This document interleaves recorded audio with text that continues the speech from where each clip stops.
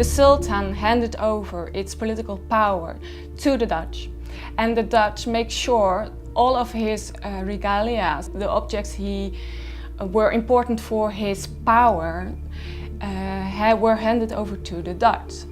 He didn't give them to the Dutch. He was forced to give them to the Dutch. Kalau kita gali lagi tanah di sini mungkin sangat jarang sekali untuk menemukan itu. Jadi kepemilikan itu salah satu tanda kemakmuran dari Kesultanan Banjar pada tempo dulu.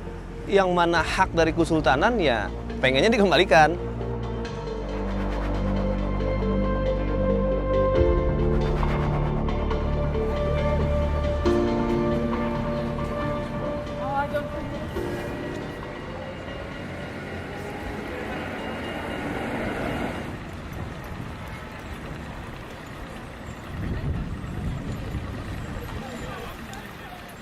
Saat ini saya berada di Amsterdam.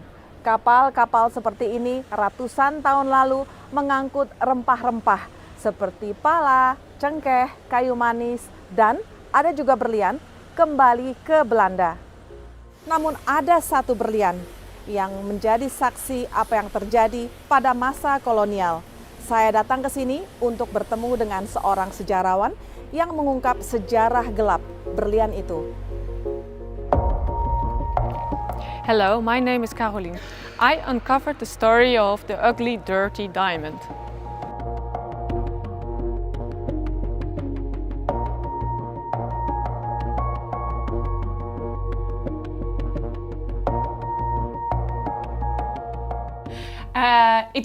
It's a big diamond, and it was there, and I was just thinking about it, just like I think about a lot of objects from Indonesia and Dutch museums. How did it get there?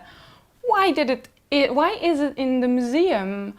What's the story behind it? So yeah, I really wanted to find that out. Yeah.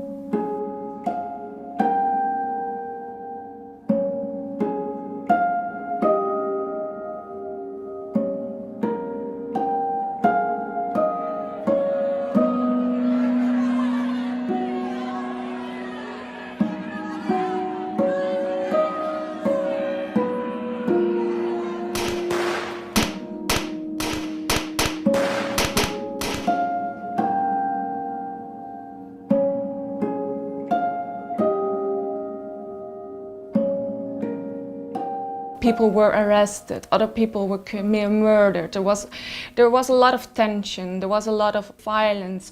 So yeah, it's a very tumultuous period. And the diamond of Banjarmasin was taken by the Dutch to the Netherlands to sell it or give it to King Willem III. But the king didn't want it because it was too expensive to cut it and to polish it. A 19th century Dutch minister, he wanted to get rid of the diamond, he wanted to make money out of it, and he couldn't sell it. And when he heard he couldn't sell it, he just wanted to get rid of it, of the filthy, dirty diamond. Eventually it ended up in the Rijksmuseum in Amsterdam.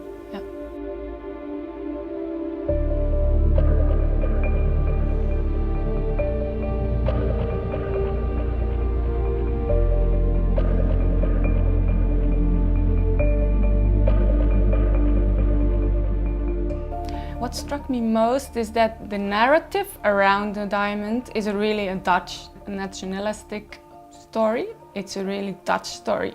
The Indonesian local history has been erased, and it doesn't belong here. And it doesn't belong to the Dutch state. That's what I was thinking. It was in a colonial situation that it has been taken. So that's not right. That's not right, yeah.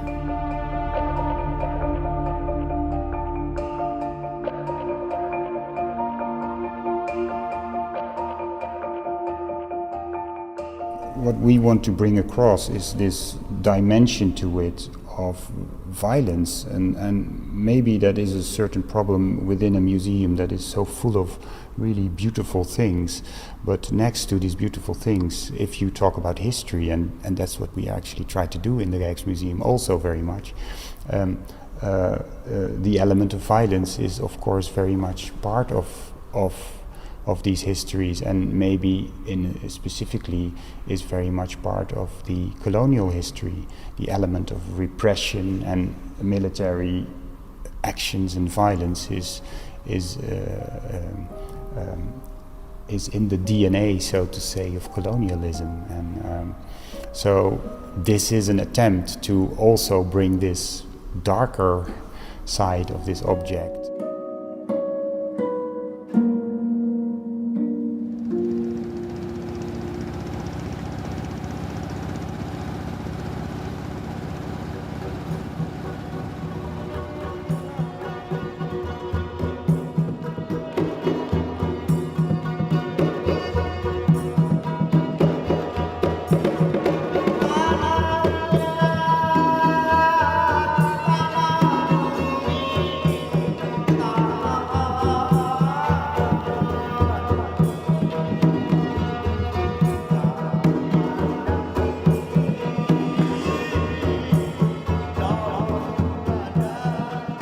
Sungai ini adalah tempat kapal-kapal Belanda yang membawa rapasan Perang Banjar melintas ke Batavia, lalu ke Belanda. Namun sekarang pemerintah Indonesia juga pihak Kesultanan Banjar sedang berupaya untuk mengembalikan barang-barang bersejarah itu kembali ke Indonesia. Apa makna dari pengembalian itu dan apa mungkin itu bisa terjadi?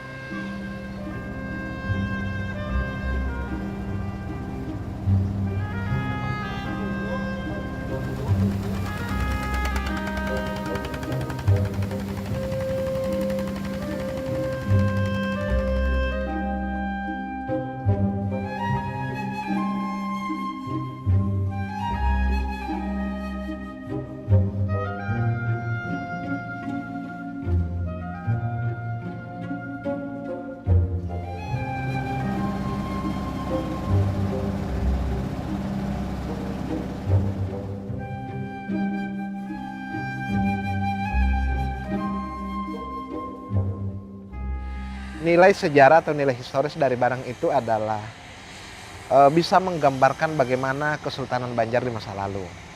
Bagaimana orang-orang Banjar pada masa itu, terutama misalnya berhubungan dengan aktivitas keseharian maupun bagaimana aktivitas kesejarahan dari masyarakat. Artinya di sini bahwa dari koleksi itu sangat penting adanya untuk dilihat oleh generasi muda.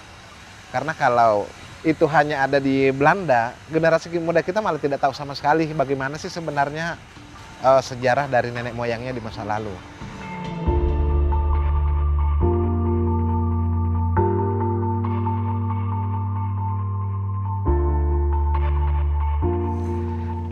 Paling tidak mengembalikan ikon kita ke Banjarmasin, karena mau tidak mau juga Inten itu kan dirampas. Jadi ya sudah selayaknya untuk kita kembalikan ke tanah asalnya.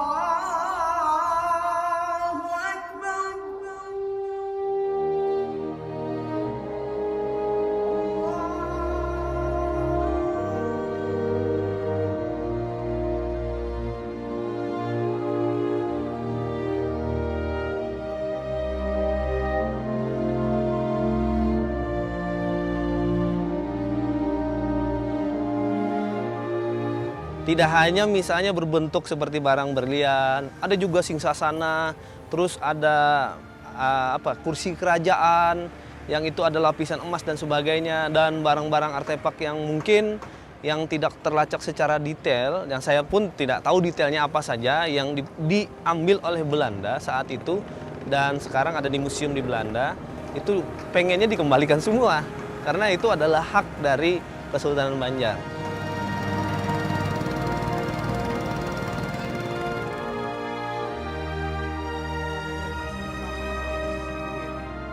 Lalu ada lobi ke sana dari perwakilan Kesultanan dan itu langsung dipimpin oleh Sultan Hairul Saleh yang dulunya melobi ingin mengembalikan barang-barang hak dari Kesultanan Banjar. Tapi jawaban pihak kerajaan Belanda itu tidak bisa untuk mengembalikan karena dulu itu adalah kepemilikan Kesultanan Banjar, yang mana Kesultanan Banjar itu adalah berbentuk sebuah stat negara.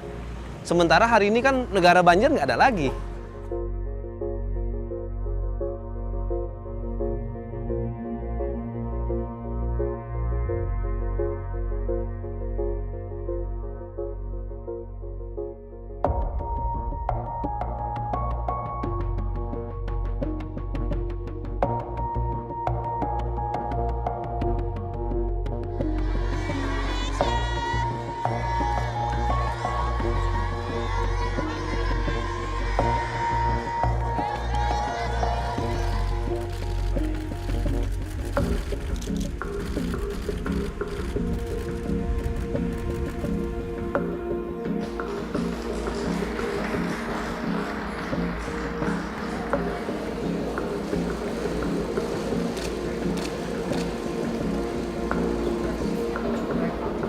If we share our histories, and I say, oh, it's subjective. We never come close to objective.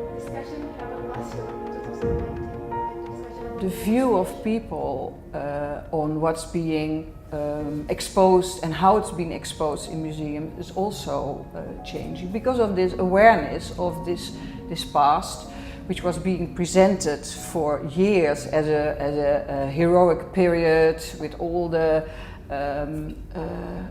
nice stories. But now we know that has also other sides. So it's important to rewrite this history and to reshuffle the collections and see where the collections belong or where these objects belong. And that's the discussion nowadays. And of course it is both sides to decide. It's not, okay, this is coming from Indonesia, so here you have it. It's very important that Indonesia, of course, tells what Indonesia wants to have in this collection and the story that should be written here. Lagi gitu, sensasi apa yang dicari gitu ya.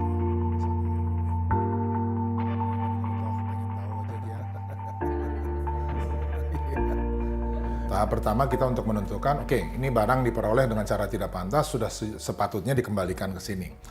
Tahap kedua adalah menentukan ke siapa pengembaliannya. Dan ini kan isu penting ya. Karena benda itu boleh dibilang bisa saja misalnya diperoleh dari penduduk ya, atau dari kesultanan yang sekarang sudah tidak ada. Ya, jadi kalau dia dikembalikan ke Indonesia tentu akan pertanyaan kepada siapa? Karena ahli warisnya mungkin sudah nggak bisa lagi dilacak gitu ya, atau bahkan kita nggak bisa mengenali secara persis benda ini sesungguhnya milik perorangan atau bukan. Kalau tidak dikembalikan kepada orang atau ahli waris, maka dikembalikan kepada negara.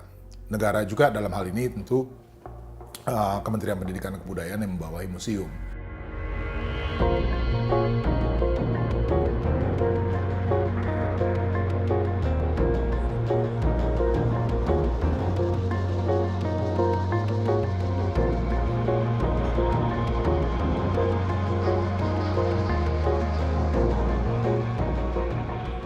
Ini bukan soal perebutan harta warisan, gitu ya, yang saya mau bilang gitu ya, tetapi upaya untuk memastikan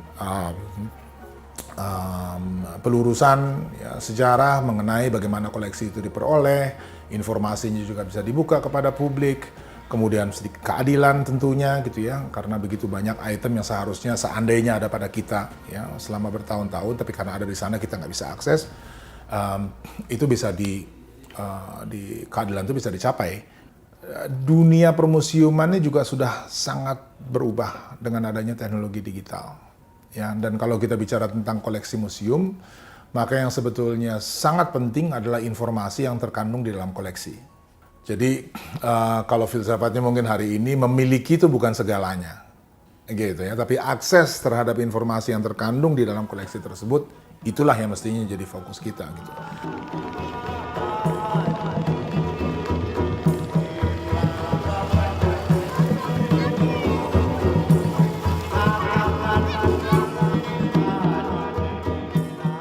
Mungkin ini peluang yang tepat untuk mengembalikan barang tersebut ke tanah asalnya. ada niat baik dari Kesultanan Banjar sendiri yang hari ini yang ada di Banua ini ingin mendirikan sebuah istana kembali lagi untuk eksistensi kesultanan dan juga untuk menggambarkan kekayaan budaya yang ada di orang Banjar.